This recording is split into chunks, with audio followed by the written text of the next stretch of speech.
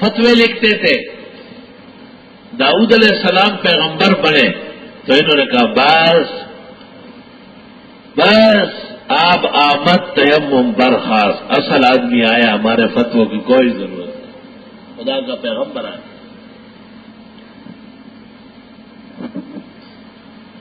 پوچھا کہ عقل کہاں سے سیکھی؟ فرمائے بے عقلوں سے.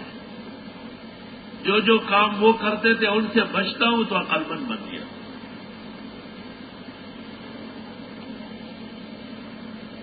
بعض لوگ ان کو پیغمبر سمجھتے ہیں لیکن اعمالی میں ہے. اعمالی ہمارے عقائد حنفی کے نظم ہے، نظم الاعمالی.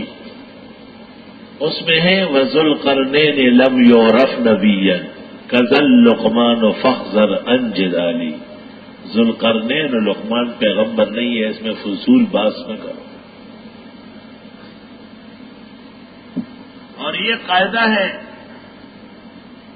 کہ گزشتہ امتوں کے وہ لوگ جو پیغمبر نہیں تھے ان کا نام لیں گے تو لقمان رضی اللہ تعالیٰ عنہ، ذوالقرنین رضی اللہ تعالیٰ عنہ، مریم رضی اللہ تعالیٰ عنہ علیہ السلام کہنا یہ روافظ کا پراپیگنڈا ہے. غیر نبی علیہ السلام نہیں ہوتا.